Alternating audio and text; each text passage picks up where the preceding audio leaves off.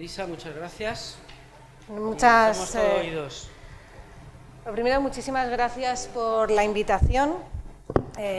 Para mí es una gozada poder estar aquí, viniendo del lado oscuro de la fuerza, como suelo decir yo, que es la parte sindical.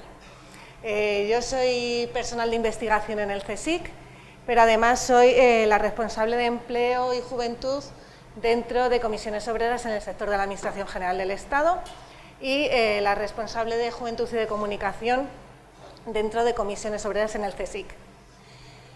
Bueno, vamos a hablar de las condiciones laborales de la ciencia y me gusta empezar con estas dos frases de nuestro premio Nobel en investigación más famoso, que además este año es el año de investigación Ramón y Cajal. Dos frases que él decía que al carro de la cultura española le falta la rueda de la ciencia y que investigar en España es llorar. Bueno, a ver si al final de este curso podemos decir si esto se sigue manteniendo hoy en día o no es así.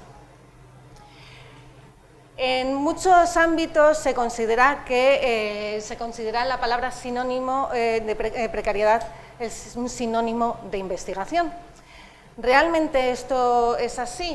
Bueno, pues si bien esta es una encuesta que hice la semana pasada por redes sociales, claramente no es representativa del sector de la investigación porque no hay, bueno, participaron bastante, 190 personas. No vengo a juzgarlo porque yo soy la primera que he trabajado de forma gratuita, por lo cual yo no lo juzgo, pero es llamativo que el 85% de las personas que contestaron a la encuesta han trabajado de forma gratuita en investigación. Pero más grave aún es que el 94% de las personas que contestaron a la encuesta consideran que sí volverían a trabajar gratis o sí, pero dependiendo de la situación, sí eso te da más currículum para poder mantenerte en el sector de la investigación.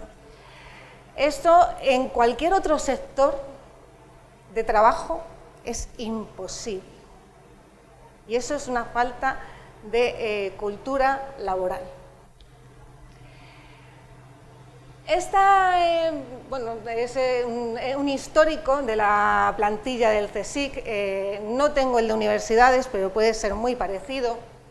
Y se ve la propuesta en la planificación de los recursos humanos, cómo ha ido avanzando a lo largo de la historia. Bien, pues a partir del año 97 se ha incrementado muchísimo el personal con contratación temporal a costa del personal fijo de plantilla. Una propuesta de recursos humanos que ha llegado a mantener como sinónimos también la excelencia con la precariedad y que hemos visto que no funciona. No funciona. Bueno, pues hay dos formas muy fáciles y muy sencillas de representar la carrera investigadora. Una es como un embudo en el que entramos muchos, pero quedamos pocos. Y la otra es como un laberinto, porque realmente la carrera investigadora, aunque nos la pinten lineal, no lo es. Mucha gente considera que la carrera investigadora se empieza cuando decidimos realizar una tesis doctoral. Ahí te conviertes en personal investigador predoctoral en formación, los malamente denominados becarios. Bien, tengo que decir que, aunque yo intento corregir siempre cuando se habla de becarios, voy a lanzar una flecha a favor de las personas que todavía lo denominan de esa manera. Y es que es debido principalmente a que no hemos dejado de tener becarios hasta el año 2016. Si bien es cierto que la Ley de la Ciencia de 2011 ya estipulaba que todo el mundo tenía que ser contratado desde el primer momento, había todavía muchas becas de investigación. Esto es el timelapse de la normativa reguladora del personal investigador en general. Ahora voy a hablar de investigador en formación.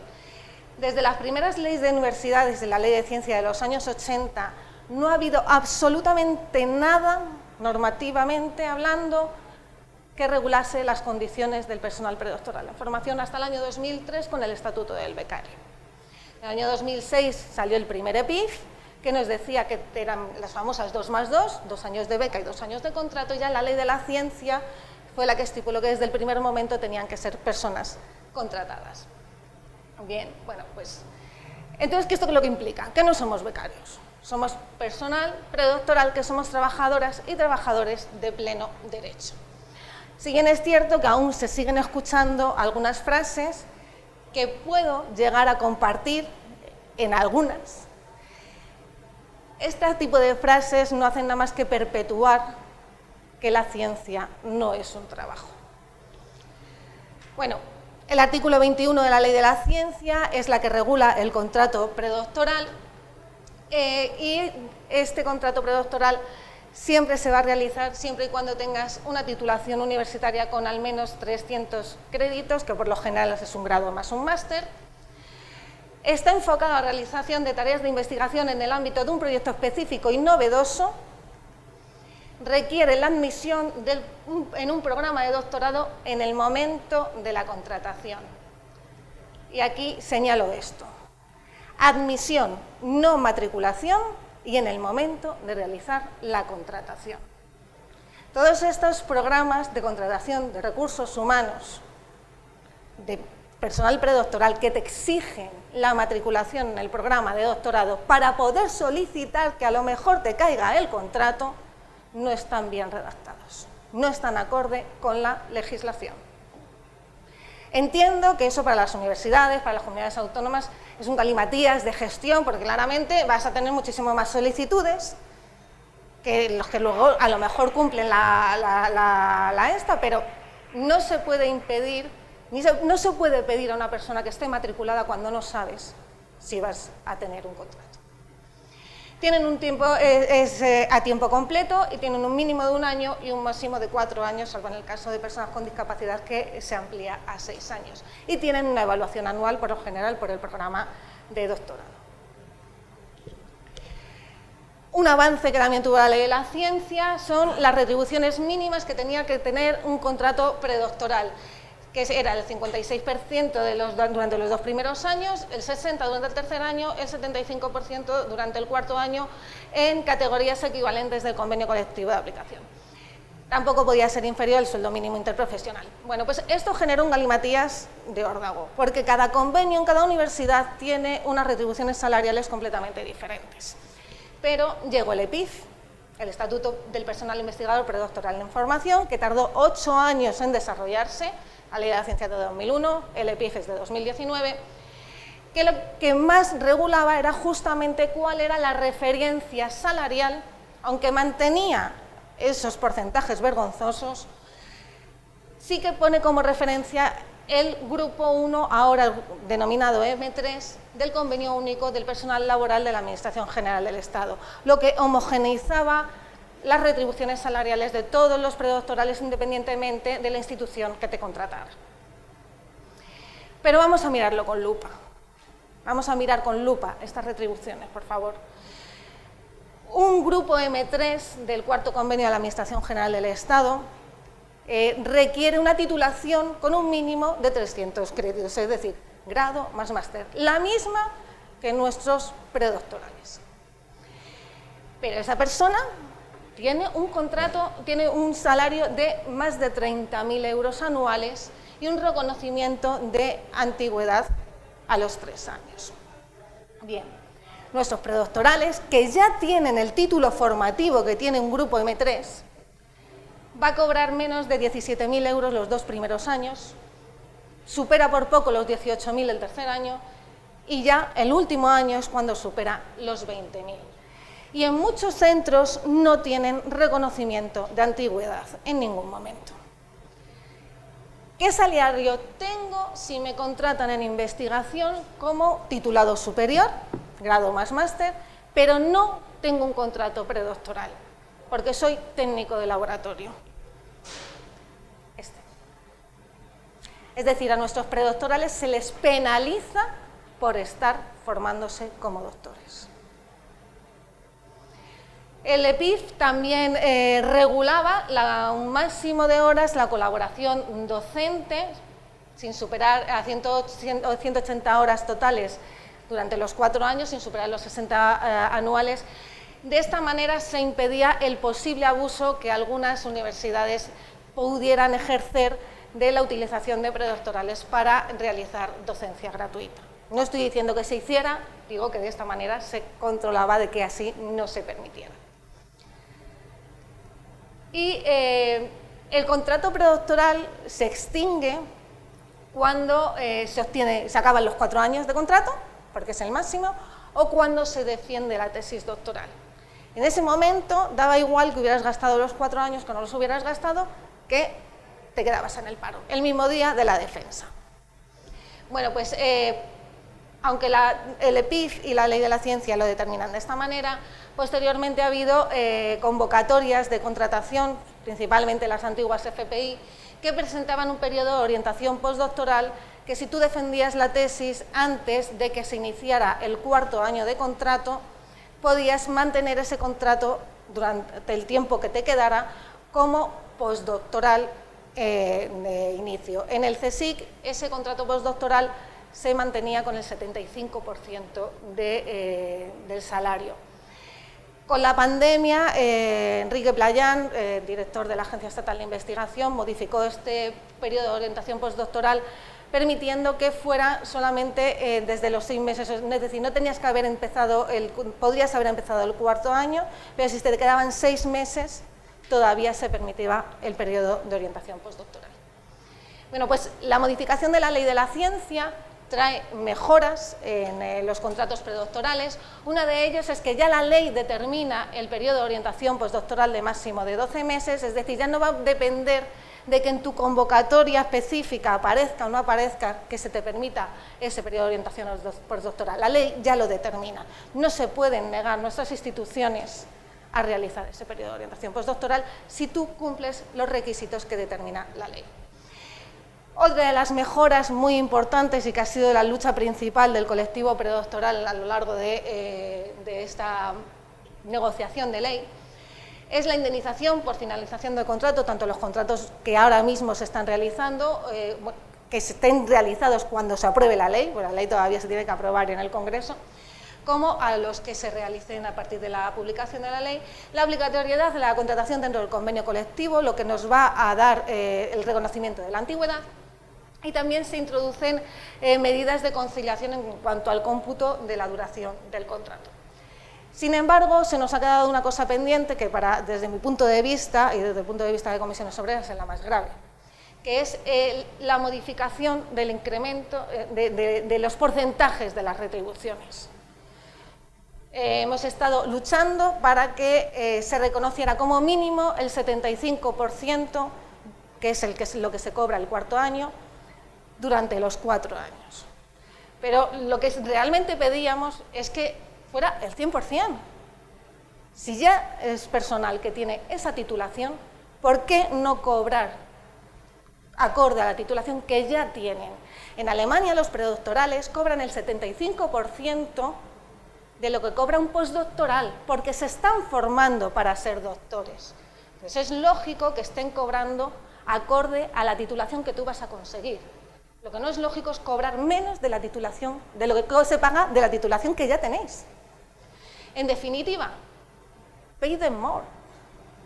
Por favor, es uno de los pilares de nuestro sistema de investigación. Bien, antes he dicho que la carrera investigadora empezaba cuando eras predoctoral.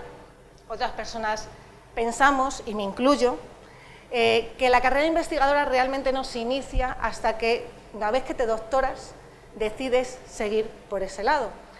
Y yo lo entiendo de esa manera porque si lo vemos de la otra, parece que estamos enfocando que la única vía de salida que hay cuando empiezas a acceder al doctorado es continuar la carrera investigadora. Y si no continúas por ahí, has abandonado o has fracasado.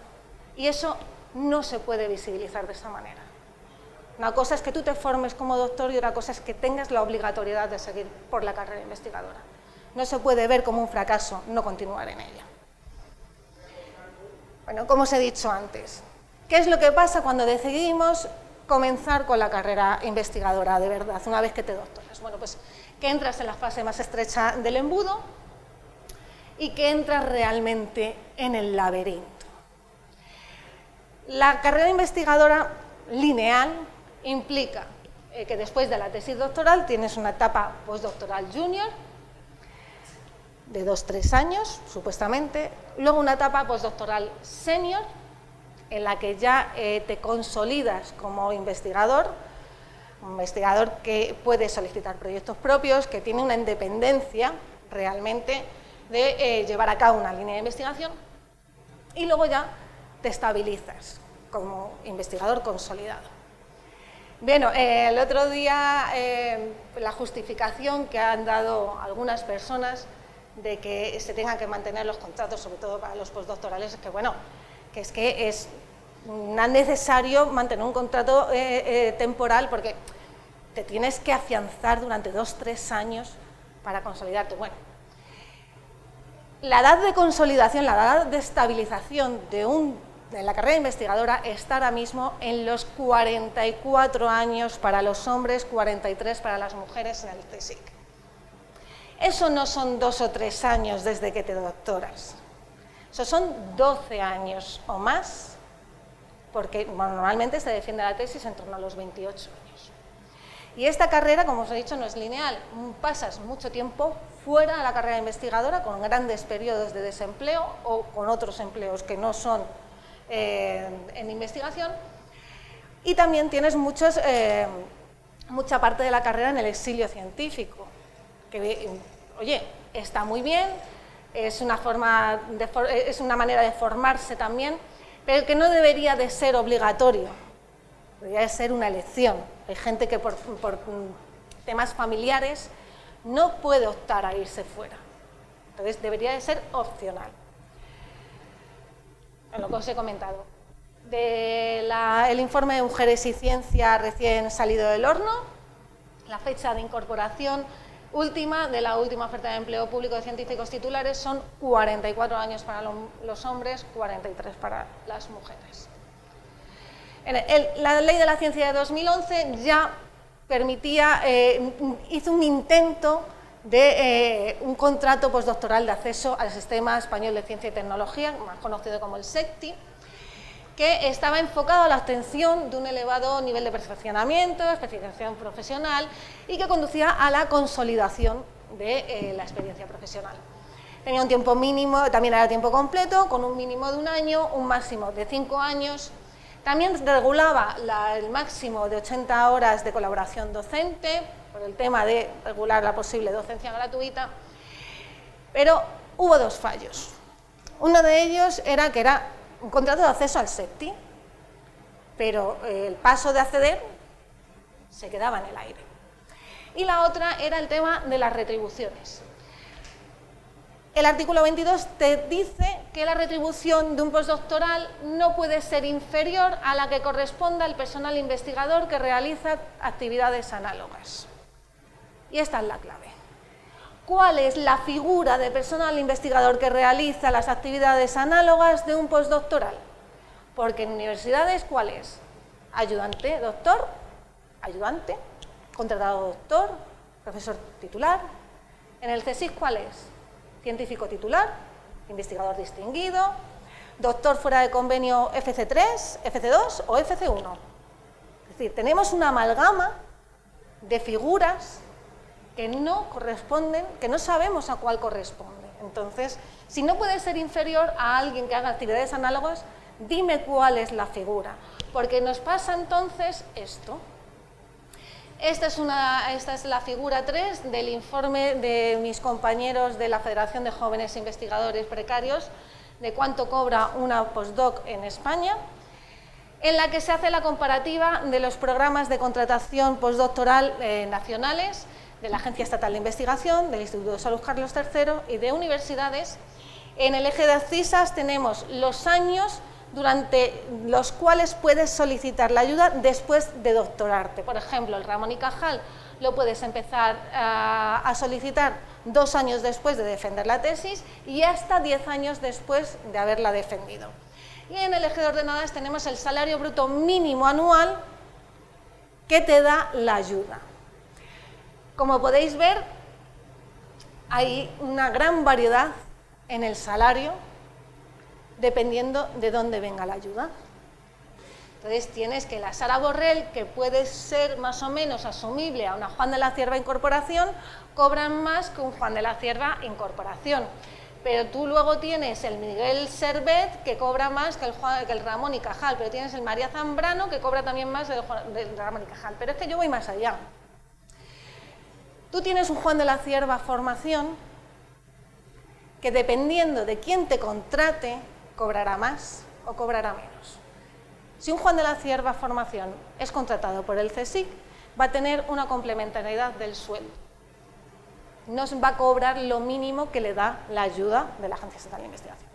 Un Juan de la Cierva Formación contratado por cualquier fundación de investigación sanitaria no va a tener nunca una complementariedad del sueldo. En universidades depende de qué universidad sea. ¿Vale? ¿Esto qué implica? Bueno, pues el CSIC, por ejemplo, muchos de sus centros son centros mixtos, universidad, CSIC, y muchos de los investigadores que trabajan allí además tienen colaboraciones con fundaciones, por ejemplo, del Hospital Ramón y Cajal o del Hospital de la Paz. Entonces, puedes tener a dos personas haciendo lo mismo, contratadas en base a la misma ayuda y que cobran de manera diferente. El informe de FJI Precarios os recomiendo que lo leáis, porque aparte de la comparativa entre convocatorias nacionales, también te hacen comparativa entre las convocatorias nacionales y de las comunidades autónomas y con las europeas. O sea, es bastante completo. También tienes a gente que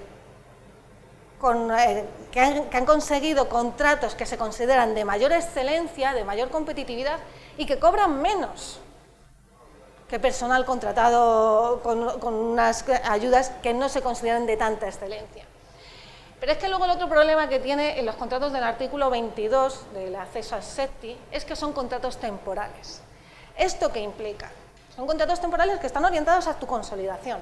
Pero si tú no tienes una vinculación indefinida con el centro que te contrata, no puedes pedir proyectos del Plan Nacional, no puedes pedir proyectos europeos que te requieren esa vinculación indefinida con el centro. Entonces, ¿cómo me voy a poder consolidar si el contrato que se me hace no me permite volar solo? La modificación de la Ley de la Ciencia también trae modificación en este contrato de acceso al SETI. Se modifican el mínimo y el máximo de años que se pueden realizar. El mínimo ahora va a ser de 3 años y el máximo de 6. Esto nos genera ahora mismo un problema, porque ya tenemos personas que están teniendo problemas a la hora de que se le aplique el contrato de acceso al SETI porque ya tienen años gastados. Antes eso se solucionaba con contratos de obra y servicio, ahora no se puede. Esto está ocasionando muchos problemas. Y otro de los problemas que hay, que sí que lo hemos hablado directamente con la Secretaría General de Investigación, es ¿qué va a pasar con los Juan de la Cierva Formación de este año si la modificación de la Ley de la Ciencia sale antes? Porque esto es mínimo 3 años, los Juan de la Cierva Formación son 2. ¿De qué manera se van a realizar esos contratos? Se incrementa la actividad docente a 100 horas anuales, también se da, por fin, la indemnización por finalización de contrato, de la misma manera que los predoctorales, y también se introducen medidas de conciliación claves en el cómputo de la duración del contrato. Sin embargo, volvemos a lo mismo, no precisan cuál es la figura del personal investigador con actividades análogas que es tomada como referencia retributiva, es decir, volvemos a tener el mismo carajal de siempre. Nosotros, muchísimas asociaciones y nosotros como sindicato hemos solicitado, se puso como enmienda, no entró en el Congreso, una disposición adicional que determinara el desarrollo urgente de un estatuto de personal investigador postdoctoral, que de la misma manera que en el predoctoral se regulan, hay una referencia retributiva, para los postdoctorales debería de haberla también. Hay otras modificaciones, como es la evaluación del segundo año a efectos de promoción y de reconocimiento, con la posible solicitud de la certificación de investigador consolidado, que es el actual I3, que se va a reconocer como el R3, y que lo ven como una medida de recuperación de talento emigrado. Sin embargo, la redacción que tiene la ley dice que se podrá abrir esta solicitud de certificado R3 a personas que no hayan tenido un contrato de acceso al SETI, pero la palabra clave es el podrá. O sea, tú puedes abrirla o no abrirla.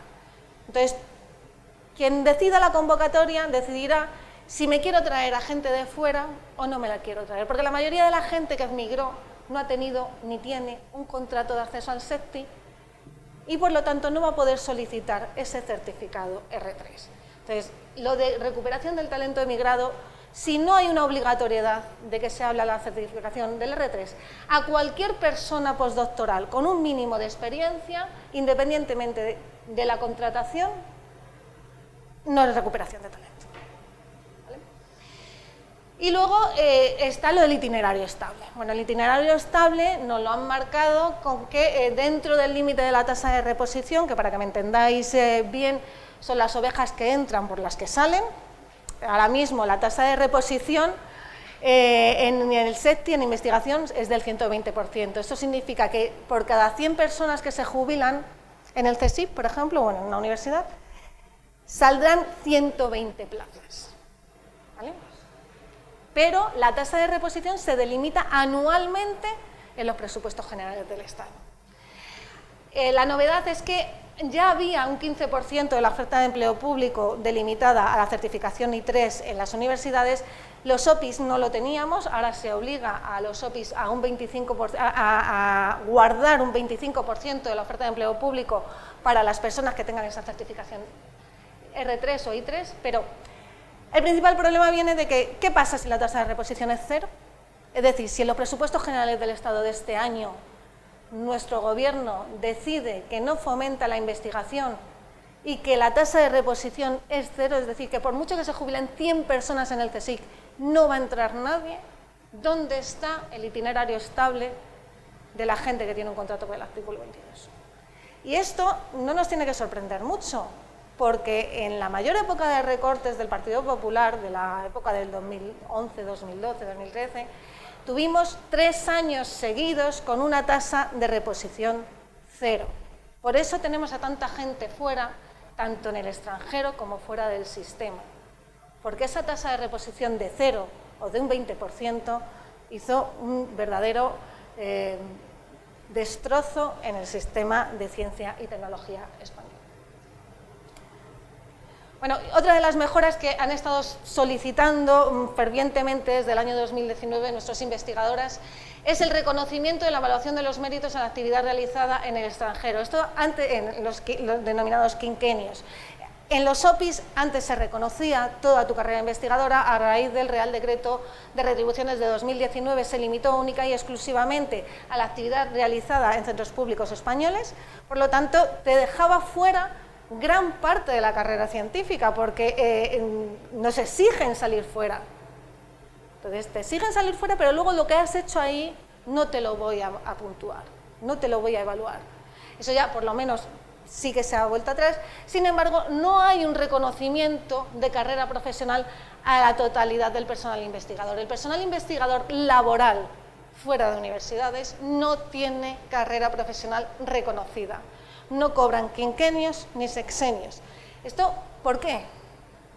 ¿Por qué? ¿Acaso tenemos investigadores de primera y de segunda? Si eres funcionario sí que tienes reconocimiento de quinquenios porque vale más tu investigación que si eres personal laboral. No debería de ser así. Y bueno, voy a hablar de los grandes olvidados, los míos.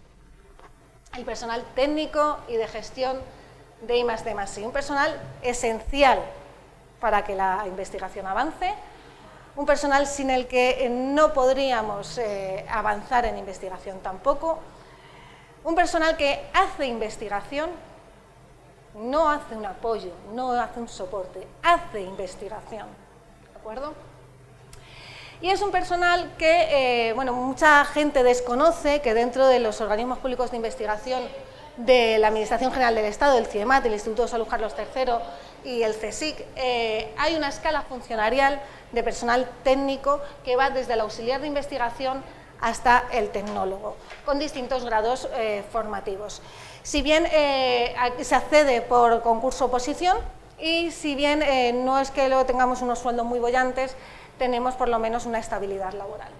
También hay personal laboral dentro de la escala técnica, que si bien esta puede ser fija, que también se accede por concurso-oposición, o puede ser temporal. Y este es el mayor problema que tiene nuestro personal técnico y de gestión laboral, y es que dentro del personal laboral de los organismos públicos de investigación tenemos un 80% de temporalidad. Personas que están entrando y saliendo cada 2 o 3 años. Y el otro problema que tiene el personal técnico y de gestión de I+D+I es que no tienen carrera profesional. Nosotros no tenemos ni quinquenios ni sexenios por trabajar en los méritos científico-técnicos y de transferencia que sí que se evalúan en el personal investigador. Nosotros estamos fuera, aunque trabajes directamente en ellos, aunque seas el jefe de un servicio en el que se utiliza para realizar muchísimas investigaciones, aunque seamos primeros autores de papers, como puede ser un Nature, no se nos reconoce ese mérito.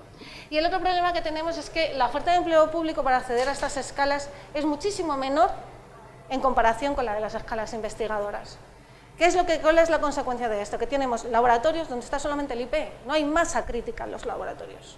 El laboratorio se mantiene con personas, no se mantiene solamente con el IP. Y tenemos también muchísimas menos oportunidades porque tenemos menos plazas en la promoción interna de nuestra escala. La modificación de la Ley de la Ciencia también trae mejoras para el personal de técnico y de gestión, si bien son mejoras menores, de menor calado y que además no son de una aplicación tan inmediata.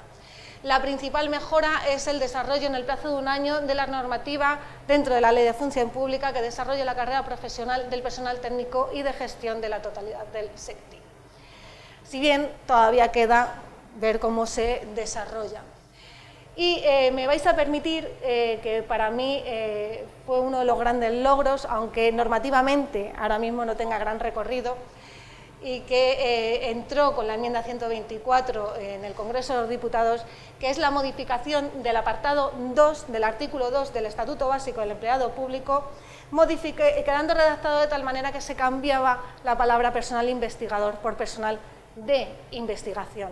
Esto es un reconocimiento muy grande para el personal de esas 2 escalas, porque siempre tenemos el estigma de que parece que nosotros no hacemos investigación. Os vuelvo a poner esto, y os vuelvo a poner esto porque hemos hablado de las 3 escalas, predoctoral, postdoctoral, personal técnico y de gestión. Sin embargo, dentro de nuestro sistema de ciencia y tecnología, la mayor parte de nuestro personal no es a cargo de las ofertas de empleo público, tampoco es a cargo de los contratos de las convocatorias de recursos humanos. La mayor parte de nuestro personal se contrata a cargo de los proyectos de investigación. Y hasta ahora han sido contratos temporales por obra y servicio, que cada vez que se terminaba el proyecto, esa persona se tenía que ir a la calle. Hay veces que la podías volver a contratar o no la podías volver a contratar, pero estabas mínimo de 3 a 6 meses fuera. Creaba una inestabilidad laboral enorme a las personas contratadas de esa manera, pero el 31 de diciembre de 2021 llega la reforma laboral con un tiempo en el que se te permitía seguir haciendo contratos temporales por un máximo de 6 meses, pero el 31 de marzo de 2022 se tenía que aplicar de manera íntegra la reforma laboral y el sector de investigación, lo siento mucho, pero no es una excepción, porque somos trabajadores como cualquier otra persona. ¿Esto cómo se ha aplicado la reforma laboral? Porque realmente sí tenemos una excepción. Y esa excepción es el artículo 23 bis, que han metido como Real Decreto, que ya está publicado como Real Decreto de modificación de la Ley de la Ciencia desde abril, que es el contrato indefinido de actividades científico-técnicas. Es un contrato que está vinculado a líneas, y hablo de líneas y recalco líneas, porque no es lo mismo una línea que un proyecto de investigación o servicios científico-técnicos, incluyendo la gestión científico-técnica, que no gestión administrativa, ojo, son cosas diferentes. Las líneas, ¿vale?, se definen como un conjunto de conocimientos, inquietudes, productos y proyectos construidos de manera sistemática alrededor de un eje temático en el que confluyen actividades realizadas por uno o más grupos de investigación y requeridas su desarrollo siguiendo las pautas metodológicas adecuadas a proyectos, en plural, de I+D+I. Esta es la mayor mejora que trae la Ley de la Ciencia en cuanto a condiciones laborales. ¿Y por qué también es una mejora? Pues porque estos contratos no van a formar parte de la oferta de empleo público, es decir, no nos van a quitar plazas de funcionarios ni de laborales, tampoco está limitada la masa salarial del personal laboral en el sector público y sobre todo, no requieren autorización previa de Hacienda si están vinculados a financiación externa o financiación procedente de convocatorias de ayudas públicas o concurrencia competitiva. Es decir, por ejemplo, en el CIEMAT se pueden pasar un año para realizar un contrato, entre que pasa por el Ministerio de Ciencia, te lo autoriza la CECIR, va a Consejo de Ministros y te lo aprueban. Desde que tú solicitas contratar a una persona hasta que tienes ese contrato tardas un año. El contrato de actividades científico-técnicas, si tú tienes el dinero del proyecto o de la línea de investigación, no necesitas la autorización ya de Hacienda ni de nadie, ¿no? Del director de tu centro y de recursos humanos de tu centro, claramente, pero no tienes que pasar por ahí, con lo cual nos va a facilitar muchísimo, muchísimo la gestión. Por lo tanto, es una mejora, se mire por donde se mire. ¿Qué personal se puede contratar? Pues se puede contratar licenciados, ingenieros, arquitectos, FP de grado medio, FP de grado superior y doctores. Este puede ser el eslabón perdido, ese postdoc que no quiere ser IP, que quiere ser el segundo de a bordo, llevar su propia línea dentro de un laboratorio más grande, pero no quiere ser IP. Está aquí nuestro eslabón perdido que mucha gente dentro del sector reclama. Puede ser. Y luego, ¿es esta la solución para que nuestro personal postdoctoral que quiere lanzarse a pedir proyectos propios tenga una vinculación permanente con el organismo para poder solicitar el Plan Nacional, para poder solicitar los proyectos europeos? La vinculación va a ser indefinida. ¿Puede ser la clave también para que podamos sortear ese problema? Yo creo que sí. Yo creo que, vamos, de hecho, es una de las principales medidas que se pidieron, fue para eso, para que nuestro personal pudiera solicitar los fondos de financiación de proyectos, porque ya van a tener una vinculación permanente con el centro. Mucho se está hablando del cargo económico que pueden llegar a tener en las instituciones los contratos indefinidos, en comparación con un contrato por obra y servicio. Bien, los contratos por obra y servicio, que se hacían antes asociados a proyectos, ya llevaban una indemnización a cargo. La indemnización de 12 días por año, que en el grupo M3, que es el más alto del convenio, eran aproximadamente 1.080 euros por año trabajado.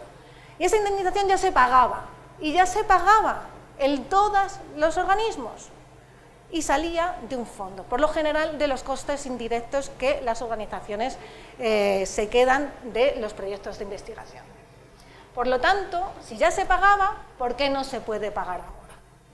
Ahora puede salir del mismo sitio, es decir, de los costes indirectos se va haciendo una hucha. El centro, el organismo, va haciendo una hucha.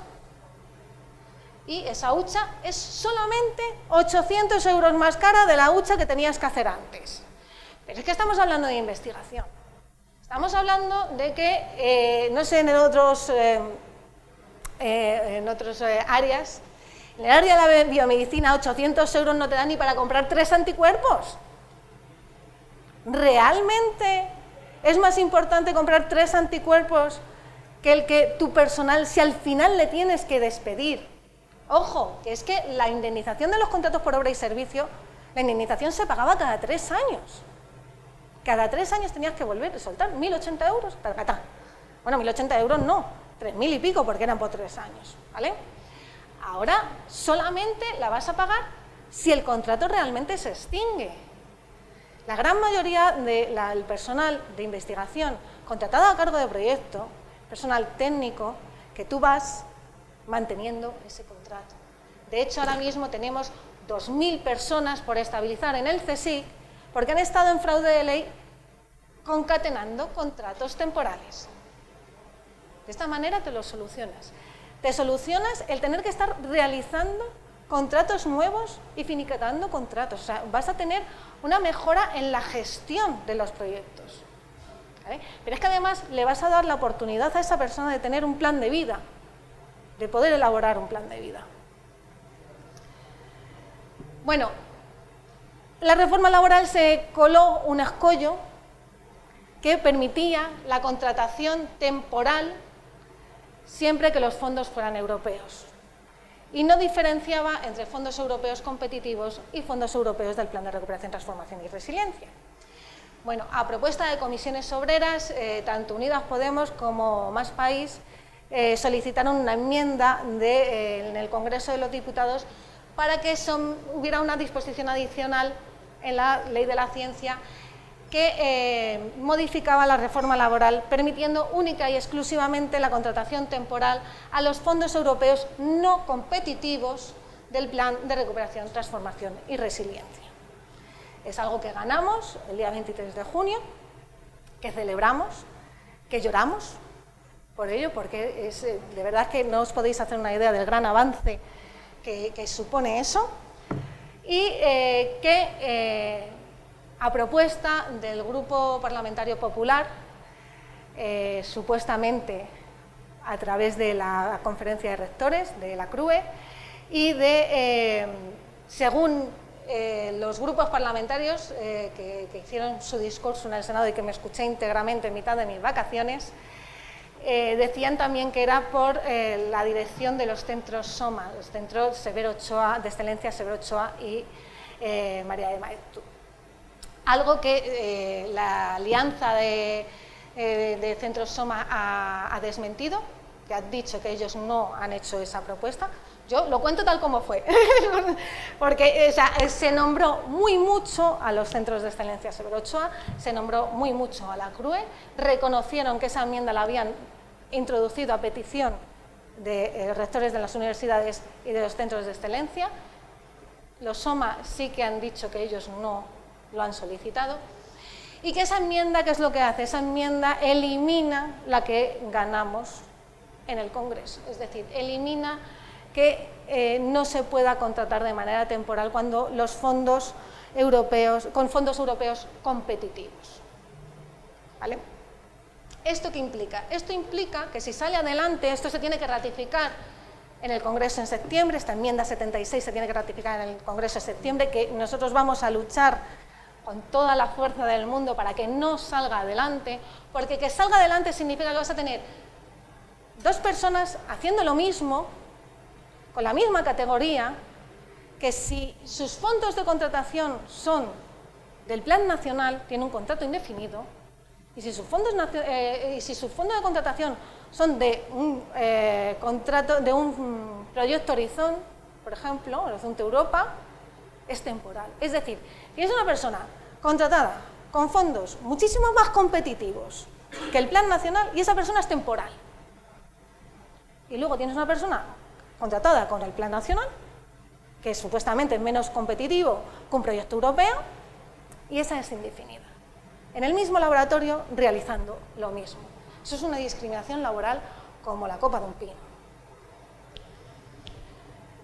Bueno, y otros contratos, ayer hablábamos y no lo había metido, me puso por la noche a modificar la presentación, otros contratos de la reforma laboral que sí se pueden aplicar en investigación. ¿Vale? Es el contrato formativo para la obtención de la práctica laboral. Este contrato es un contrato que no puede ser inferior a 6 meses ni más de un año y que puede venir muy bien cuando estás pendiente de que a una persona le concedan una FPU o una FPI, para que esa persona pueda empezar a trabajar. no se puede contratar a la misma empresa, a esa misma persona, por un tiempo superior a un año en virtud de la misma titulación. Pero los títulos de grado, máster y doctorado, correspondientes a estudios universitarios, no se consideran la misma titulación. Pero esa titulación no la tienes que tener cuando se te hace el contrato. Me explico. Tú puedes tener una persona de grado, acaba de terminar el grado, y le puedes hacer un contrato formativo para la práctica laboral de un año. Esa persona obtiene un máster. La puedes realizar un contrato formativo para la práctica laboral a cargo del máster. Y esa persona después hace un doctorado. Saca el título de doctor y mientras que solicita la Juan de la Cierva o la Margarita Salas, le haces un contrato de un año para la práctica laboral por la titulación de doctor. Sí puedes hacerlo, pero lo que no puedes hacer es hacer un contrato para la práctica laboral a cargo del grado que tiene cuando ya tiene el doctorado. Si ya tiene el doctorado, solamente lo vas a poder hacer con la titulación superior que tenga, y una vez. ¿Vale? Y también tenemos el maravilloso Plan Investigo, que ha salido ahora, a fondo a cargo del Plan de Recuperación, Transformación y Resiliencia. No voy a entrar mucho en ello, pero que realmente esto es un desastre. Y esto es un desastre porque ha sido la forma que ha tenido el SEPE, el Ministerio de Trabajo y Europa de dignificar la garantía juvenil. Pero claro, no vemos lógico que un programa Investigo, que además es un programa no competitivo, tenga un salario de 1.800 euros cuando tienes al Juan de la Cierva diciéndote que, oye, que yo cobro 1.300, y es el que está formando al Plan Investigo. Bueno, pues lo mismo pasa con el programa Primera Experiencia Profesional en las Administraciones Públicas, funciona de la misma manera. No me quiero ir sin hablar de que todas estas condiciones laborales llevan de la mano unos grandes riesgos psicosociales. Esta imagen de José Antonio Peñas, del artículo que yo recomiendo, es una serie de 3 artículos que recomiendo leer de la agencia SIN, escritos por Jesús Méndez, te da las causas de estrés de la carrera investigadora. Una de ellas es la gestión del tiempo. Nos gestionamos muy mal, nos gestionamos fatal. La ciencia es muy difícil conciliar, vale, pero es que muchas veces es porque nosotros no somos capaces de organizarnos bien. El presentismo. O sea, hay investigadores que quieren a su gente en la pollata todo el día, aunque a lo mejor no sea tan necesario. La cultura de la excelencia. Fomentamos la hipercompetitividad frente a la colaboración. Los problemas de comunicación, y esto es cierto, los jefes suelen carecer de formación en liderazgo. Falta de formación alternativas, lo que os he dicho antes, tú entras en el doctorado y parece que la única vía es la academia, y eso no es verdad. Un futuro incierto, a la vista está que no te estabilizas hasta los 44 años, y la presión por publicar. Y es que ya no estamos en el publish or perish, estamos ahora en el publica frecuentemente en revistas de alto índice de impacto y tal vez podrías no perecer. Esto, ¿qué es lo que podemos hacer? Pues realmente hay que hacer un seguimiento real de la formación de nuestro personal predoctoral, una formación en liderazgo de quien dirige los laboratorios y los centros, las dos cosas, que muchas veces es necesario, y la protección frente al abuso de poder y el acoso laboral. No podemos seguir permitiendo y escuchando frases como si te coges vacaciones no vas a poder defender este año. No me extraña que no te salgan los experimentos si no vienes en el fin de semana. Para que puedas renovarte el contrato es necesario que vea que te implicas de verdad. Y si bien esto no se puede considerar una frase de acoso laboral, para mí es una red flag como un piano, y es que el candidato que busco debe tener entusiasmo por la ciencia y estar altamente comprometido con el avance científico. Cuando veáis una oferta laboral con eso, que os salten las alarmas, de verdad. Yo he tenido la oportunidad de escuchar a Fernando Maestre hablar de estos temas en más de una ocasión. Os recomiendo que os leáis sus artículos. Fernando Maestre dice que los laboratorios tienen que ser lugares donde se formen investigadores y no donde se destruyan personas. Y yo estoy completamente de acuerdo en que esa frase, junto con la frase de que la investigación no se puede mantener a cargo de la precariedad, tienen que estar inscritas en las puertas de todos los laboratorios. En Fernando Maestre da 7 consejos para liderar equipos, pero yo estos consejos creo que sirven también para todo el personal que trabajamos en los laboratorios, no solamente para los IPs, porque muchas veces hay grandes conflictos entre las personas que trabajan en un laboratorio que no tienen nada que ver con el IP. Entre ellas es promover el bienestar de todos los miembros del equipo. El segundo es respetar las vacaciones y ser flexibles con los horarios. Por favor, cogeros las vacaciones siempre, aunque estéis terminando la tesis, aunque estéis terminando un paper. Bueno, pues las cogéis justamente no vas a terminar el paper, ¿de acuerdo? Pero cogéroslas siempre, es necesario para nuestra salud mental desconectar. Favorecer la comunicación y evitar jerarquías fuertes. Celebrar el éxito y desestigmatizar el fracaso. Valorar los resultados y no el presentismo, apoyar el desarrollo profesional de tu gente y, sobre todo, nunca comparéis personas. Nunca. ¿Bien? En definitiva, trabajar para vivir y no vivir para trabajar. Porque la ciencia es muy bonita, es una forma de vida, esa frase la cogí de ti, pero es un trabajo. Después de todo esto, ¿merece la pena? Pues dependiendo de la actitud con la que lo toméis, desde mi punto de vista. Cada uno tiene que decidirlo. Y no me quiero ir sin abrir un melón, ¿vale? Este melón lo abrí en Twitter hace también 2 semanas. Hubo mucha votación queriendo abrir ese melón, ¿de acuerdo? Entonces, aquí está el melón. Para los empleados públicos que no son investigadores y que no son docentes, que no son sanitarios en algunos ámbitos, se nos exige conocer la normativa por la que se rige la función pública como empleados públicos que somos. Vale. ¿Creéis que es necesario que se conozca esa normativa, dado que somos empleados públicos? No estoy hablando de que nos saquemos un grado en Derecho Administrativo ni en Derecho Laboral, pero un mínimo. Bueno, pues el 46% me dijeron que sí, otros cuantos me mandaron de vacaciones y el 31% consideró que no. Vale. Si un meteorólogo de la EMED se le exige 40 temas de normativa de función pública cuando no lo va a utilizar en la vida, a un veterinario o un farmacéutico de la Administración General del Estado se le exige esa normativa cuando no la va a utilizar en la vida, ¿por qué a un investigador no se le debería de exigir ese conocimiento para tener su plaza? Porque es lo que hay, porque no les hace falta, y ahí ya me mandaron más todavía de vacaciones. Ya no para la plaza, ya vamos un poquito más abajo. De los predoctorales que hay aquí, ¿cuántos os habéis leído el EPIF? Total, ¿le has entendido? Más o menos, ¿vale? Bueno, lo alarmante es que casi un 50% dice que no le hace falta, que no le ha hecho falta o que para qué. Con la ley de la ciencia, 3/4 de lo mismo. El personal de investigación, hay un 35% que se la ha leído y casi la ha entendido. Es muy complicado entenderla entera. Yo no la entiendo entera, ¿para qué nos vamos a engañar? Pero es que otro 50% dice que no le ha hecho falta y otro que para qué.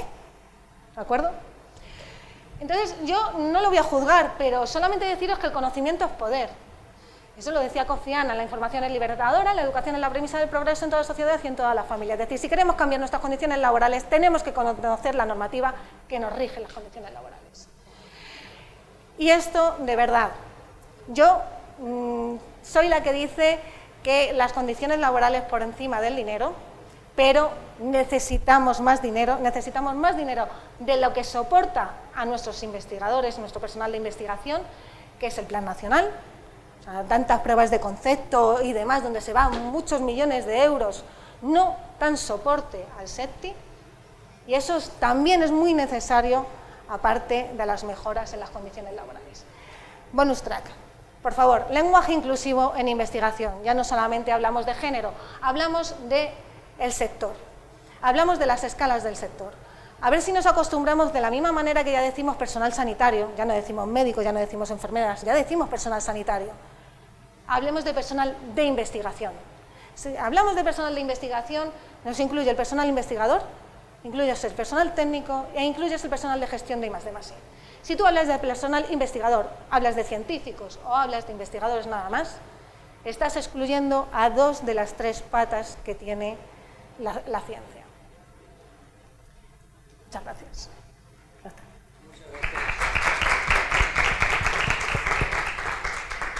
Muchas gracias, Elisa. Perdona que me... No, yo creo que es un complemento perfecto para lo que necesitábamos en este curso y ponernos en situación también desde un punto de vista normativo y legal, creo que es muy pertinente. Y además también nos muestras de una forma directa la importancia de la labor que hacéis la gente que trabajáis en sindicatos y un poco hacéis esta labor formativa, educadora de alguna manera. Y de pelea. Y de pelea, pero solamente la parte informativa es muy necesaria, porque desgraciadamente no tenemos tantas fuentes informativas que quizá deberían estar de una manera estructural, ¿no?, en las instituciones. Bueno. Abro un turno de palabra, Luis, y luego José Manuel. Las hachas las guardáis, ¿vale? Hachas fuera sin problema. Adelante, Elena. Hola. Hola, Elena. Muchas gracias, Elisa. Y ante todo, gracias a ti y a todos tus compañeros por todo el tiempo que le dedicáis a defender pues, los derechos laborales de todo un colectivo, ¿no? O sea, yo, con independencia de que esté más o menos de acuerdo con las cosas, yo me quito el sombrero por todo el trabajo que hacéis. Y esto vaya por delante, ¿no? Yo me pongo mi sombrero de estudiante predoctoral y lo que tú pones como mejora en letras verdes enormes, lo entiendo. Pero me pongo mi sombrero como responsable de laboratorio y para mí es un problema. Y es un problema, y esto lo sabes tú, y es que aplicar la reforma laboral... Dale, toca la pantalla. Aplicar la reforma laboral a un colectivo que vivimos al día y que no tenemos un plan de actuación. Yo no sé qué voy a hacer en 5 años, ni en 10 años, ni el dinero que tendré en 5 años. Por lo tanto, a mí, que no sé el dinero que voy a tener el año que viene, ni si lo voy a tener,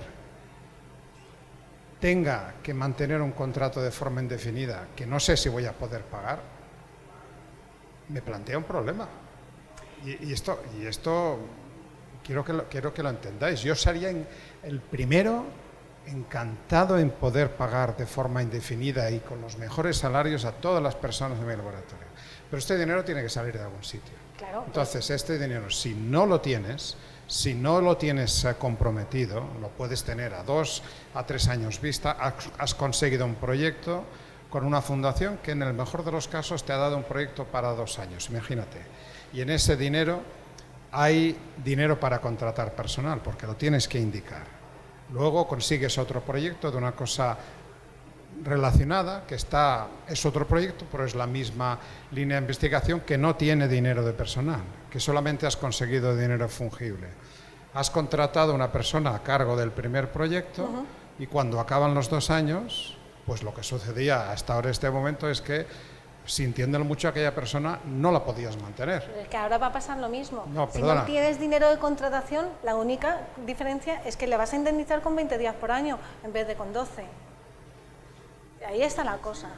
Bueno, no sé, a mí lo que me han transmitido no es así, a mí lo que me han transmitido es que tengo que seguir contratándola. Pero si no tienes dinero para contratar, ¿de dónde sale? Ah, pues esto es mi problema. Claro, pues ahí está. Este es mi problema. La cosa es que aquí hay una falta de información con respecto al tema de las líneas. José Manuel. Sale, según la definición del contrato indefinido, de otro colega que tenga dinero con la misma línea que se lo colocas. Porque si tú has definido la línea en la que estáis los dos, si tú has definido tú tienes que definir... Ponlo como está definida la línea. Sí, pero es que claramente lo que tienes que... Cuando tú realizas el contrato, tienes que definir lo que es la línea. Si tú defines que tu línea de investigación a la que está asociada ese contrato es de un grupo de personas, ¿vale? Y esa otra persona sí tiene dinero para contratar, claramente no puedes despedirla. Conjunto de conocimientos, inquietudes, proyectos ahí, desarrollados por distintos proyectos de investigación. Significa que yo tengo un postdoc que he contratado con un dinero de un proyecto, se me acaba el dinero y entonces, como hay proyectos de la misma línea de otro grupo, el otro grupo tendrá que asumir ese contrato. Claro, si tú has definido la línea de ese contrato, englobada dentro Mira, de esto que esos estamos grupos. discutiendo está muy bien, podemos estar horas discutiendo, pero esto va a llegar a un juez. Y el juez... ¿Pero no por qué va a ser- llegar a un juez? Porque la persona que yo despida va a decir que en ese instituto hay todavía una línea que tiene que ver con lo que yo hice No, pero no. y le va a tener que explicar al juez que esa línea sigue en el instituto. Y el juez lo mismo, sí o no, no lo sé. El juez dirá, pues tiene razón este chico o esta chica, que le contraten. Y lo va a contratar un colega de Luis del mismo instituto que está trabajando en otra cosa y que no le viene para nada bien el perfil de ese chico. Y lo va a tener ahí. Y lo más grave es que le va a contratar de forma permanente, porque el juez va a decir que es un contrato indefinido, contrátese permanente. Y además va a ocupar tasa de reposición. No ocupa tasa de No, reposición. no, Son no lo contratos que no ocupa ocupan- en el contrato inicial, pero cuando el juez diga que es permanente, Cuando es, Hacienda... cuando es un indefinido no fijo por sentencia, tampoco ocupan tasa de reposición. Bueno, eso va a haber que verlo, eso depende de lo que diga Hacienda. La Hacienda y depende de lo que diga la abogacía general. Hombre, Elisa, te lo estoy diciendo porque hay casos reales. Entonces, cuando ocupe tasa de reposición, estará cerrándole el camino a alguien que tenía a lo mejor derecho a esa tasa de reposición. Digo ya que tenemos un los, daño los colateral. 300 indefinidos no fijos por sentencia que ahora mismo tienen el CSIC no están ocupando tasa de reposición. Bueno, porque a lo mejor el interventor del CSIC y la Abogacía General del Estado, pero vete a las fundaciones privadas, vete a las fundaciones públicas hospitalarias, vete a los INDEA, vete a los SEGUNE del País Vasco y a ver cuántos que sean readmitidos fijos permanentes no ocupan tasa de reposición, donde es la Hacienda regional la que va a definir esa tasa de reposición. Entonces, esto... ya de por sí, simplemente tengo que estar redactado, genera mucha litigiosidad. Litigiosidad que puede acabar bien o acabar mal. Si acaba bien, muy bien para todos, pero si acaba mal, va a haber institutos, va a haber centros de investigación que se van a tener que tragar 8, 10, 12 contratos permanentes a costa de su tasa de reposición, matando por completo cualquier iniciativa. ¿Sabes cómo? Si hay litigiosidad, ¿sabes cómo se va a terminar eso? Pues, Porque se van a considerar que son despidos improcedentes y en vez de pagarse 20 días por año se van a pagar 33. Porque cuando sean fijos Así es como permanentes, funciona van a ir a la en el tasa de resto reposición. de, yo del te digo ámbito que esto, empresarial. yo te pongo otro ejemplo de aquí, que a ver cómo se soluciona. Yo tengo un doctorando que se le acaba su PIF porque acaba la tesis. Sí. Y le quiero pagar 4 meses más para que escriba un paper o para que termine de escribirla, para que aquí lo que sea, 4 meses más. Entonces, tú quieres un contrato indefinido, pagado con mis fondos propios, porque son a cargo de mis remanentes, donde tiene que informármelos Hacienda, porque es de fondos propios, no es de fondos públicos. Claro, ahí te lo No tiene tienen que informar que Hacienda. Y Hacienda me va a tardar 5 meses en resolverme ese contrato. Pero es que antes te no tardaba exactamente igual si no una obra y servicio. No, perdona, no. Antes para empezar, el contrato de servicio no se informaba por Hacienda. El contrato típico de servicio no se informaba por Hacienda. Ahora, con esto, tal y como está escrito, todos los contratos que van con fondos propios van informados por Hacienda. Entonces, yo lo que quiero hacer es que el doctorando que me escriba papers durante 4 meses con mis fondos propios, pues no lo voy a poder contratar porque Hacienda... Si tú tienes financiación externa, No, o sea, no. tú dices que son fondos Claro, mis fondos de remanentes. de Claro. los remanentes del IMEDEA. Claro, porque son los que voy a pagar esos 4 meses extra. Yo no tengo una convocatoria pública para pagar esos 4 meses extra. Pero esos fondos propios no han venido de una convocatoria. En el momento que pasan a remanentes ya no son Entiendo lo que me convocatoria. estás diciendo. Esa tiene que ser la escapatoria.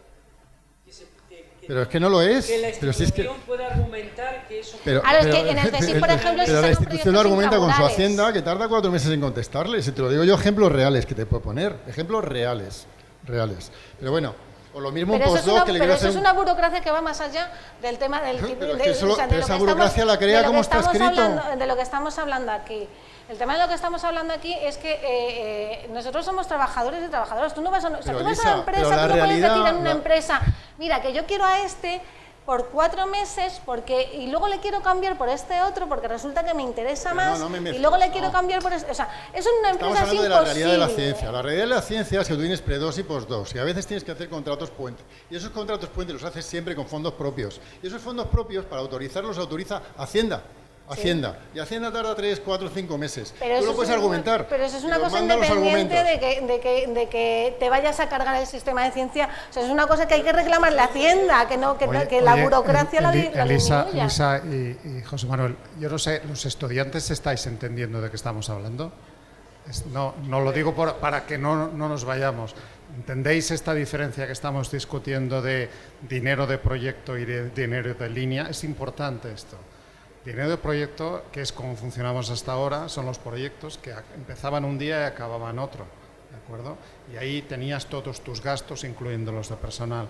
La línea es tu laboratorio, que lo tienes abierto y que lo vas financiando ahora con este proyecto, ahora con otro, a veces con dos, a veces con remanentes, etcétera.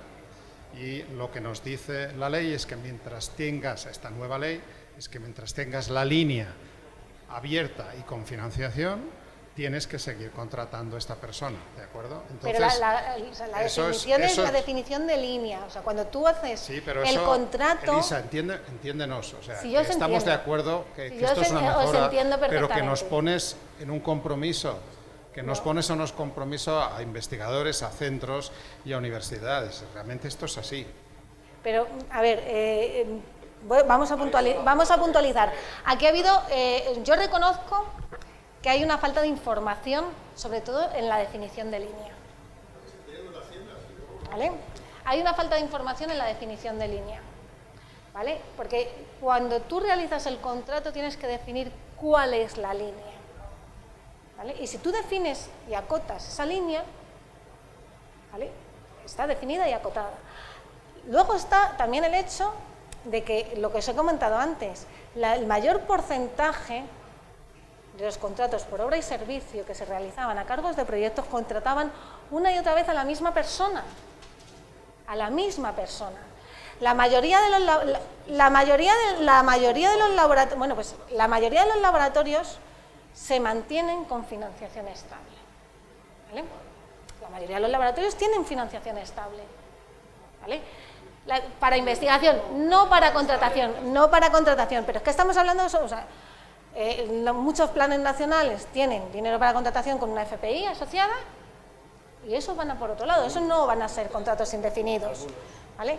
Pero yo os estoy hablando que ahora mismo hay más de 2.000 puestos a estabilizar en el CSIC de personas que han estado empalmando contratos temporales asociados a fondos de proyectos. Entonces, esas 2.000 personas no tendrían por qué haber pasado en ningún momento de haber estado 3 meses, 6 meses en el paro. A ver, vamos a ver.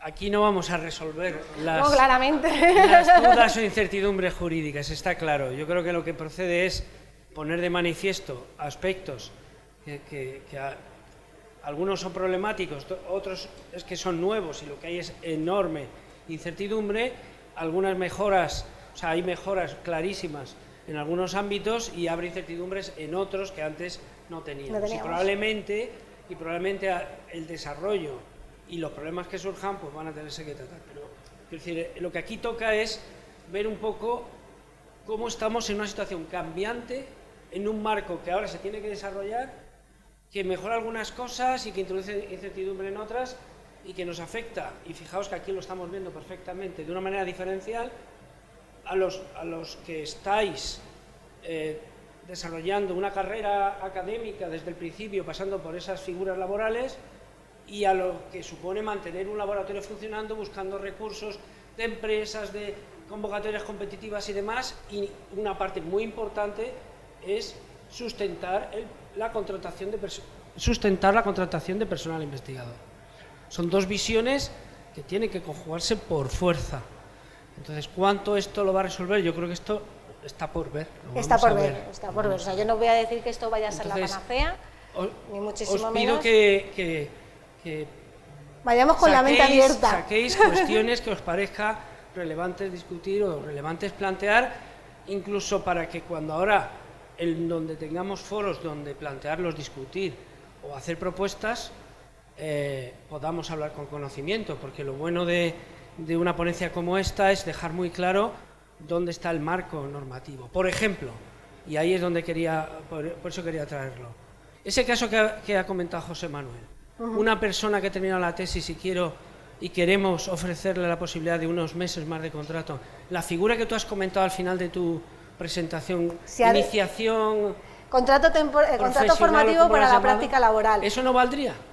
Si se ha defendido la tesis, sí.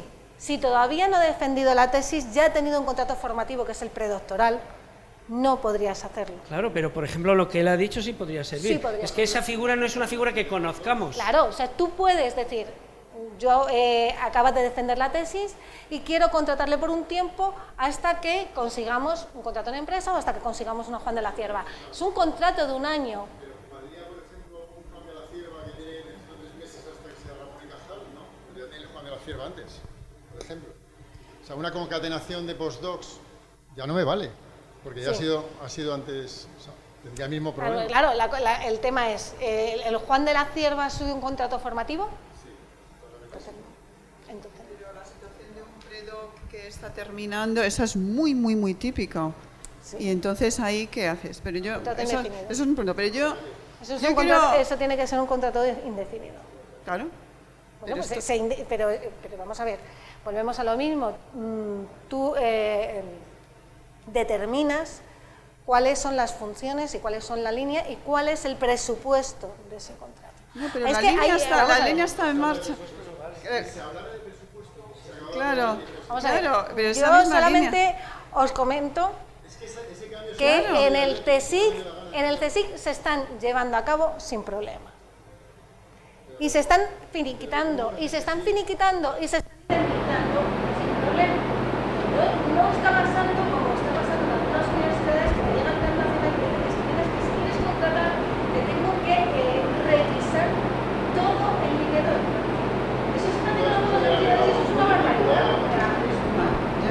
A mí me gustaría hacer un par de reflexiones y yo creo que, como decía Luis, nosotros tenemos un sombrero, o sea, nosotros, a ver, pensar que un jefe de investigación, a mí realmente me duele cuando veo negrero, conceptos así de que nosotros vamos a explotar al personal. Realmente habrá casos, pero yo la mayor parte de nosotros, realmente, y es que enseñé la gráfica el otro día porque me parece muy importante. Tenemos quizá el foco donde tenemos que todos ir a la una es en la financiación, el aumento de proyectos, porque si nosotros tuviéramos financiación sólida, estable, que no fuese cada 3 años, que fuera cada 5 años, revisable, evaluable, tendríamos muchos menos problemas de estos. Esto es que no es trivial. Entonces, porque nosotros, eso es un punto, el punto de decir la financiación. El otro punto es, bueno, yo cuando contrato, claro que quiero algo que sea entusiasta. Yo ese punto que para ti es un red flag, yo lo siento, a mí me parece muy importante. Yo contrato gente y yo creo que cualquier empresa te va a contratar a gente que crean, que va a contribuir, que va a ser entusiasta y que se va a dedicar al 100% o más a su proyecto. Yo eso lo siento, a mí eso me parece, ese red flag a mí me parece importante. Pero bueno, eso ya son cuestiones de actitud personal. Pero a lo que voy es pensar que la carrera científica, yo es vocacional también, pero bueno, también eso es discutible, pero la carrera científica realmente es igual, porque tú a veces es como con cualquier otra empresa, es que no somos igual que cualquier otra empresa. Nosotros tenemos, es que tenemos personal en formación, que es un personal que vamos a tener predoctoral, que tiene sus contratos, y yo me alegro que se haya peleado por esas condiciones, pero es un tiempo determinado, que es un tiempo de formación necesariamente, porque luego pasa a otro estadio, y el postdoctoral, pues el postdoctoral también es un periodo. Yo lo entiendo como algo de formación para luego pasar también a otro, sistema. Luego, los proyectos, pues decíamos, cuando empezamos un proyecto, los proyectos cambian. Empiezas un proyecto de 3 años o 4 años y a lo mejor yo voy a necesitar otras capacidades en el proyecto que tenga. Y tengo una línea de investigación en melanoma. Entonces, estoy muy de acuerdo que tal como está escrito la ley, pues, o como está propuesto, pues nos crea muchos problemas. Y va a crear no solo la litigiosidad, pero también conceptualmente. Entonces, lo de añadir el concepto, de que esté asociado a línea y a financiación me parece muy importante. Porque eso es lo que nos va a permitir que seamos realistas. La realidad es que yo a lo mejor en 4 años necesito otra persona, que no el becario, el contratado que tenía inicialmente. Pero vamos a ver, esto es lo que yo os decía al principio, que es el concepto laboral de eso. Si nosotros de iniciativa pensamos que el sector de la investigación no es como cualquier otro ámbito laboral, es cuando ya no se puede. Realmente debería de ser así. Habláis de que a lo mejor esa persona que tú tienes al principio no es la que necesita por la investigación.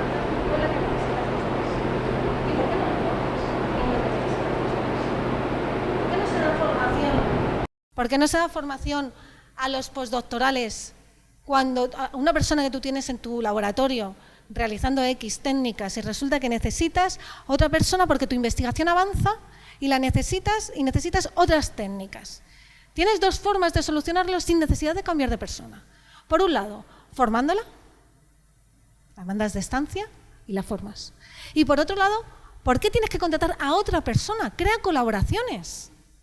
Crea colaboraciones con laboratorios que sí tengan esa persona contratada en su centro o en su laboratorio para realizar esas técnicas en las que ha derivado tu línea de investigación. Las empresas, tú le dices a una empresa, oye, mira, una empresa dice, es que ya no me vienes bien porque quiero contratar a otra persona que lo hace mejor que tú o que es que hace esto diferente o es que se ha formado en esto otro. Y ya no puedo contar contigo. Muy bien, despido improcedente, 33 días por año. Porque somos trabajadores y trabajadoras. Entonces, si tú quieres dejar de contar con los servicios o con las funciones que realiza una persona que trabaja en tu laboratorio al que tú pagas, pues tienes dos opciones. Eres un empleador. O le formas para que te lo haga, o buscas una colaboración con otro sitio que te lo haga, o le tienes que indemnizar con 33 días por año por despido improcedente. Como directo, o sea, partiendo del punto de que a mí, yo por supuesto que me parece legítimo una estabilización, o sea, no me entendáis mal, y yo creo que todos los que estamos aquí, por supuesto que nos gustaría, pero lo que quiero decir es que hay ciertas posiciones en nuestro ámbito que son posiciones, no te voy a decir temporales, pero son unas posiciones que van a ir cambiando y se tienen que adaptar.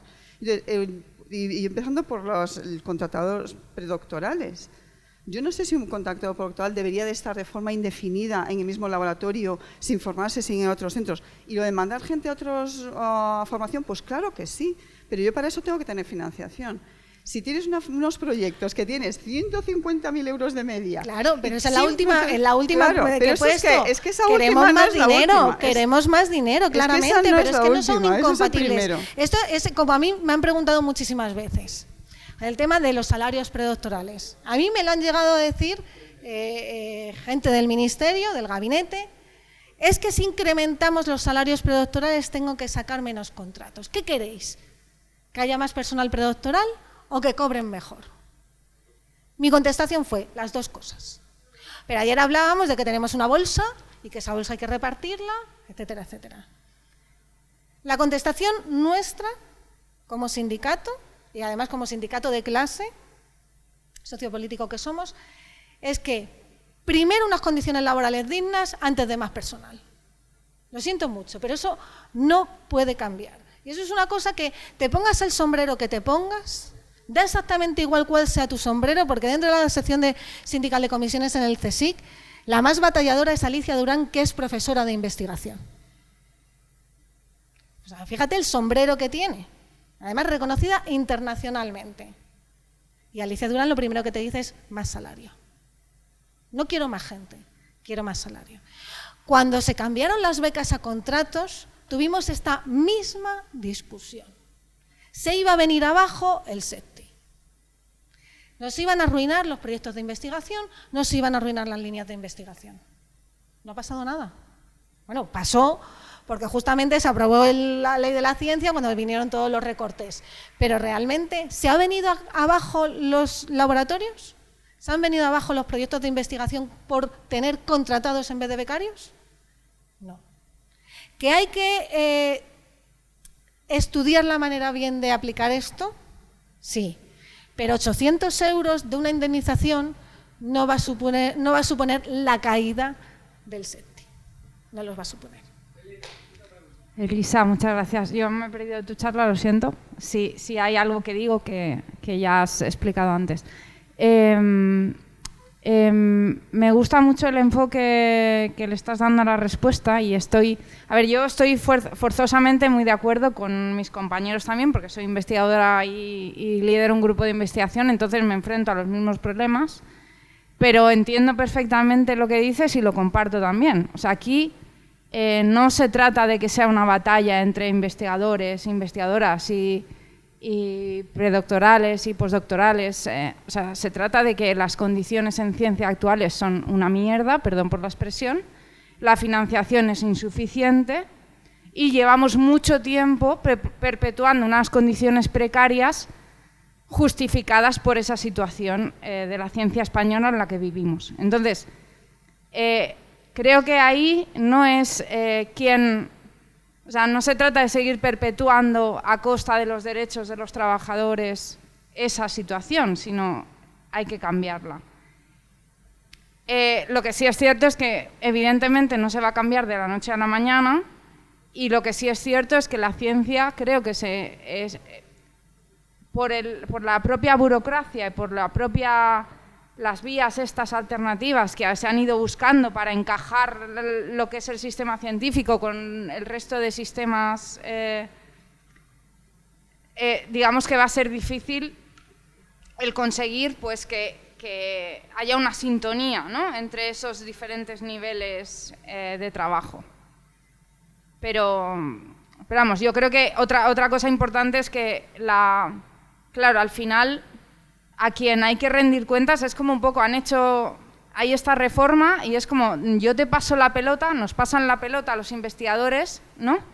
La pelota ahora está en vuestro tejado. a los gestores. Y ahora apañaros vosotros con todos los problemas que esto va a generar, ¿no? Pero en verdad nosotros no somos los empleadores, o sea, el IP no es el empleador de esa persona. Los derechos laborales se tienen que reclamar al empleador real del personal investigado en ciencia. A ver, aquí hay dos cosas indispensables. La primera, todas estas mejoras laborales tienen que ir obligatoriamente seguidas de un incremento en la financiación basal del sistema. Un incremento en la financiación basal del sistema. Eso no lo negamos nadie. Y de hecho es lo que llevamos nosotros exigiendo desde el principio. Queremos más del Plan Nacional. Siempre. Nosotros desde Comisiones Obreras del CSIC llevamos muchísimos años haciendo un informe de los presupuestos generales del Estado en investigación y siempre recalcamos lo mismo. El incremento de financiación en armamento, en defensa, no va acorde con el incremento en investigación. Por poner el principal ejemplo. Y siempre nunca reclamamos más dinero para colaboraciones público-privadas, que las hay. Siempre la reclamación es en la base del sistema, en el Plan Nacional. Entonces, ¿que tiene que ir acorde? Sí. Pero ¿qué va antes, el huevo o la gallina? ¿Vale? Entonces, tendrás que sacar una normativa que te mejore las condiciones del personal y, a la vez, incrementar los salarios, incrementar los presupuestos. Tiene que ir de manera conjunta. ¿Se ha incrementado el Plan Nacional? Sí, poquito, muy poquito. No va acorde con las necesidades que tiene el sistema. Pero no podemos esperar a que nuestros gobiernos vayan acorde con las necesidades del SECTI para mejorar las condiciones laborales de nuestros trabajadores y nuestras trabajadoras. No podemos esperar. Entre otras cosas porque la historia que tiene nuestro gobierno es no fomentar la investigación. Por lo tanto, nuestro personal no puede seguir esperando a que haya un incremento del Plan Nacional que a los gestores les parezca suficiente para mejorar las condiciones laborales. Porque nunca va a parecer suficiente. Yo cuando llego a las mesas de negociación lo primero que digo, quiero más. Es que ya te he dado, quiero más. Pero hombre, es que me pediste, ya, pero es que quiero más, porque nunca es suficiente, ni para el que nos da, ni para el que lo pedimos. Entonces, ¿cuánto hay que esperar para aplicar esas mejoras? Porque nunca va a ser suficiente. Bueno, creo que las cuestiones están perfectamente planteadas. No me resisto a puntualizar dos cositas del planteamiento sindical que me gustaría que tuvierais en cuenta. Una, cuando hablas de colaboración, cuando hablas de docencia y de participación en docencia de esos contratos, colaboraciones docentes no es docencia. Y eso hay que vigilar que evidentemente las instituciones no usen puestos estructurales y cubran necesidades docentes con esos contratos, pero la colaboración docente es parte de la formación y es muy importante para la inserción laboral de esos profesionales. Yo recomiendo a todos los FPU, a todos los FPI, a todos los doctores con contratos de ascenso al SECTI que hagan colaboración docente. Creo que es una de las cosas más bonitas que se pueden encontrar el personal tanto en formación como el personal doctor. Pero no podemos negar que ha habido instituciones que... Eso es lo que hay que vigilar. Pero... Sí, por eso he dicho que eso se reguló por un posible abuso que pudieran llevar a utilizar algunas instituciones. Y nos toca a los profesores participar en esa formación docente que también y a los implica departamentos tiempo y dedicación. controlar que esa colaboración docente sea una verdadera colaboración. Yo no estoy en contra de esa colaboración docente. Pero todas las veces que lo has mencionado, claro, porque, lo has mencionado en el sentido... porque hay casos, Es que Entonces, como hay casos, por eso lo he puesto. Se trata de puntualizar, Entonces, ¿no? se trata de cumplir que eso sea una colaboración docente. También me han venido predoctorales a decir que por qué tienen limitada la docencia, porque si no, no pueden pedir las certificaciones de la ANECA. Y justamente eso lo hemos dicho, porque estáis en formación y necesitáis hacer muchas cosas. Y una parte es formaros como profesorado también, pero estáis haciendo una tesis doctoral. Si tú tienes más horas de docencia, no te vas a poder formar bien en el resto de los aspectos de la carrera investigadora si quieres seguir por esa vía. Por lo tanto, yo sí que estoy de acuerdo en que se tiene que limitar, ya no solamente por un posible abuso, que puede darse o no darse, sino porque te estás formando más allá. El número de horas está de dar perfectamente limitado. Y luego la otra cuestión es cuando hablas de la tasa de reposición, Sí. Evidentemente la tasa de reposición lo único que hace, lo que pretende es ajustar las disponibilidades presupuestarias a lo que se puede hacer y bueno, pues, esperemos que no tengamos otro periodo de crisis como el que hemos tenido, pero es que incluso una tasa de reposición del 100% o del 120% como tenemos ahora no es suficiente para dar trabajo a todos los doctores y a todos los... Bueno, y donde hay tasa de Lo digo reposición. porque desde luego esa frustración es parte de la... O sea, lo importante, tú también lo has dicho en algún momento, es ofrecer vías alternativas porque la academia puede absorber un número limitado, clarísimamente. Eso por un lado. Y luego el tema de la tasa de reposición también es muy curiosa porque en el CSIC, como un organismo que ya tiene muchos años, universidades también, sí que hay ovejas que salen, como digo yo. Pero luego tienes centros nuevos, de nueva creación, fundaciones en los hospitales, que no hay ovejas que salen. No se jubila gente porque todo el personal es joven. Entonces no hay gente que se va. Entonces la tasa de reposición puede ser de 120, de 140, del 300%, que no vas a tener plazas porque no se te ha jubilado nadie. Por lo tanto, a eso también es una cosa a la que hay que darle vueltas. No podemos limitar a la tasa de reposición la contratación fija en muchísimos sitios. Muy bien, bueno, con esto, si os parece, cerramos. Vamos, la siguiente ponencia la teníamos prevista a las 12:30, la hacemos a la 1 menos cuarto para tener 10 minutos ahora de descanso y poder movernos un pelín al que lo necesite. A las 12:45 tenemos la ponencia de Elena, que por suerte ha llegado a tiempo de dar la recién llegada de Granada. Muchas gracias.